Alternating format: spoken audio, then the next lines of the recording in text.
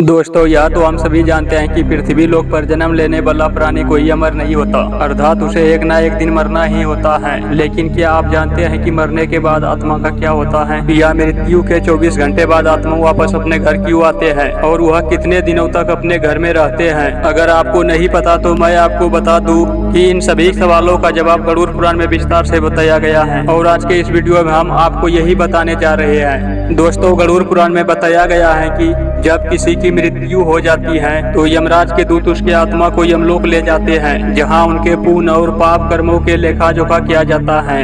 24 घंटे के बाद यमदूत आत्मा को उनके घर छोड़ देते हैं। यमदूत के छोड़ जाने के बाद मृतक की आत्मा परिजनों के बीच भटकते रहते हैं, अपने परिजनों को उपकाती रहती है, लेकिन उसके आवाज को कोई नहीं सुनता। यह देखकर मृतक की आत्मा बेचैन हो जाते हैं और जोर जोर से चीखने चिल्लाने लगते हैं, तब भी उसके आवाज को कोई नहीं सुनता। इसके बाद मृतक की आत्मा अपने शरीर में प्रवेश करने की कोशिश करती है, लेकिन यमदूत के द्वारा बंधे होने के कारण वह शरीर में प्रवेश नहीं कर पाते हैं। इसके अलावा गरुड़ पुराण में बताया गया है कि किसी की मृत्यु हो जाने पर उसके परिजन रोते भी लगते हैं, तो यह देखकर प्रेत आत्मा विचलित हो जाती है और वह भी रोने लगते हैं, लेकिन वह कुछ कर नहीं पाते और लाचार होकर अपने किए गए कर्मों के बारे में सोचकर दुखी हो जाते हैं। गरुड़ पुराण के अनुसार जब यमराज मृत व्यक्ति के आत्मा को उसके परिजनों के बीच छोड़ आते हैं तो उसके पास इतना बल नहीं रहता कि वह यमलोक तक की रास्ता तय कर सके।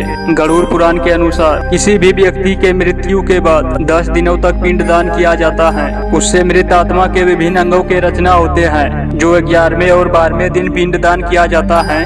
उससे मृत आत्मा के शरीर का मांस और त्वचा का निर्माण होता है। जब 13वें दिन तेरहवीं की जाती है, मृतक के नाम से जो पिंडदान किया जाता है उसी से वह यमलोक तक की रास्ता तय करते हैं। दोस्तों, गरुड़ पुराण में यह भी बताया गया है कि जब किसी मनुष्य की मृत्यु हो जाती है तो उसकी आत्मा 13 दिनों तक परिजनों के बीच भटकती रहती है। उसके बाद मृतक की आत्मा यमलोक के सफर के लिए निकल जाती है, जिसे पूरा करने में उसे 1 साल यानी कि 12 महीने का समय लगता है। इसलिए 13 दिनों तक किए गए पिंडदान मृतक के लिए भोजन के समान होता है। दोस्तों, अब आपके मन में यह सवाल उठ रहा होगा कि अगर किसी मृत व्यक्ति का पिंडदान नहीं किया गया तो क्या होगा? तो मैं आपको बता दूं कि इसका भी वर्णन गरुड़ पुराण में बहुत ही विस्तार से किया गया है। इसके अनुसार जिस मृत व्यक्ति का पिंडदान नहीं किया जाता है उस आत्मा को 13वीं वाले दिन घसीटते हुए यमदूत यमलोक ले जाते हैं। इस दौरान मृत आत्मा को काफी कष्ट उठाना पड़ता है, इसलिए हिंदू धर्म में नियमित द्वार पर 13 दिनों तक पिंडदान करना आवश्यक बताया गया है। गरुड़ पुराण में यह भी बताया गया है कि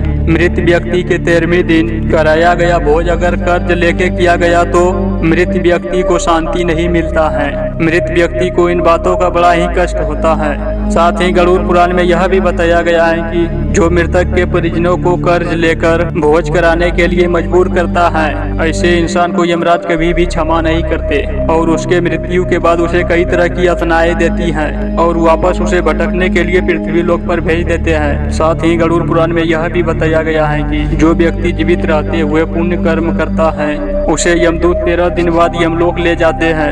ऐसे आत्माओं को यात्रा के दौरान कोई भी कष्ट नहीं होता है। वही जो मनुष्य अपने जीवन काल में बुरा कर्म करता है उसे यात्रा के दौरान काफी कष्ट होता है, जिसके लिए मृत आत्मा क्षमा मांगता है, पर यमदूत उसे क्षमा नहीं करते हैं। तो प्यारे दर्शकों, आपको यह वीडियो कैसा लगा? वीडियो अच्छा लगा तो वीडियो को लाइक एंड चैनल को सब्सक्राइब करें। मिलते हैं नेक्स्ट वीडियो में, तब तक के लिए जय श्री राम।